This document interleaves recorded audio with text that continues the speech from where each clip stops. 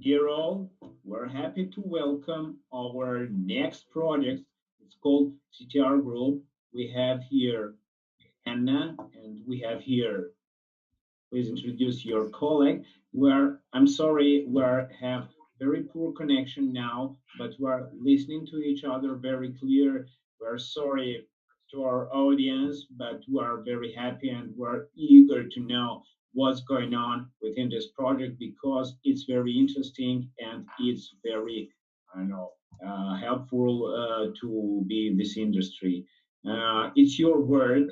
It's your word. Just couple of words. What are you doing and what are you presenting? Hi, I would like to introduce here. My name is Anna, and I'm here with our CTR group director and engineering and technical manager. We're representing CTR group, which is actually capacity transfer radio. And we have listed on your website and are taking a part in the battle. So that's why we are here to represent our project.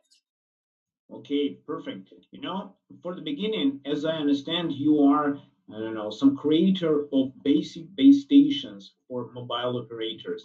And my first question is, what kind of difficulties do mobile operators has on experience while scaling? So basically, if you just imagine that the cost of creating one base station is more than $100,000, so which includes some capital expenses such as purchase of equipment, construction of the towers, and etc.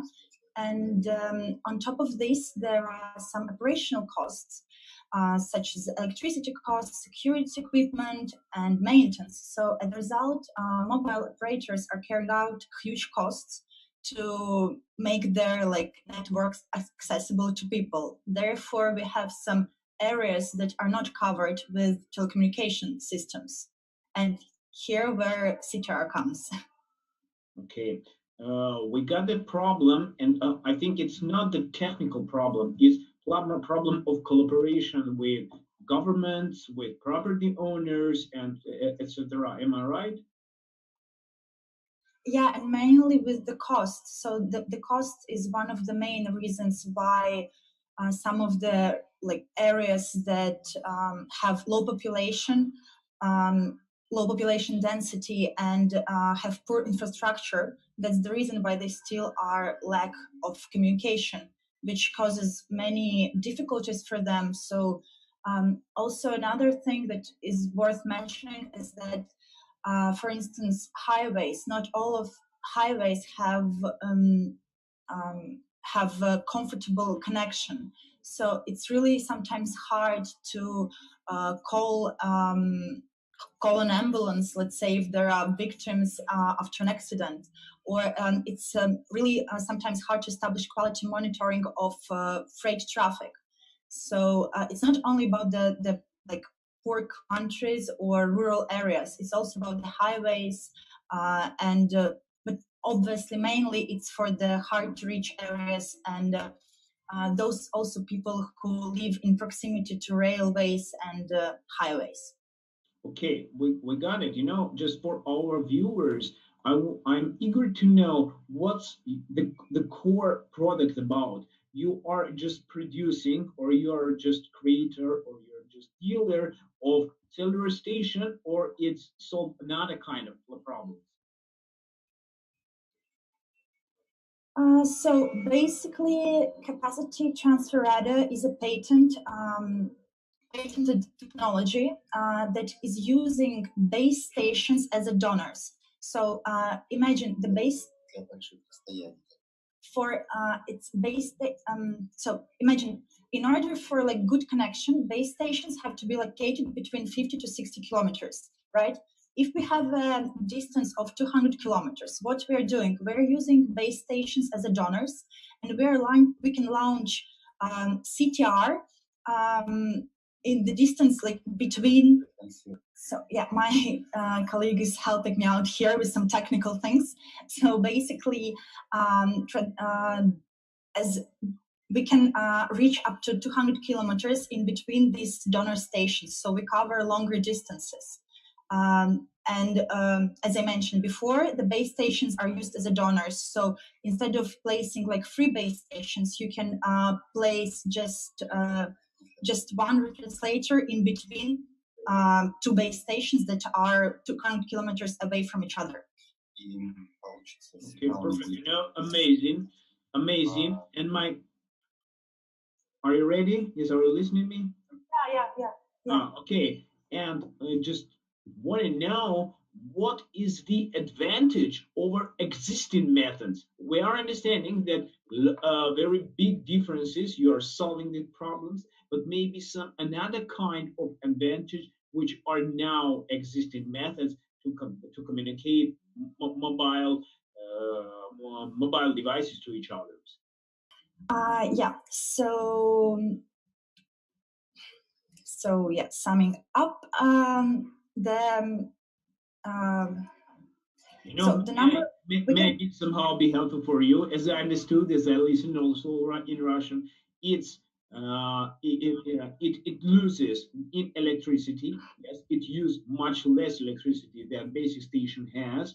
It has very good connection in long distances, and it's very easy to turn it on the base station. Yeah, so and also the speed of cellular network construction increases significantly, and basically we also can connect up to 3 operators to the CTR station, which is located up high. So that's why we can also reduce the cost for operators to place instead of them placing the base stations, they can connect to CTR technology and do the RAN sharing. So up to 3 operators can be connected to one CTR station. In my understanding, this is some advanced and more advanced technology for base stations, which are now exist on the market. Yeah, that's why it was patented, and actually it was created by был создан кем? Yuri Alexeyevich Gromyakov was the creator of this technology, and it was patented back in 2006. So, yeah. Perfect. I'm sorry for my question, but who is the competitors of your new technology?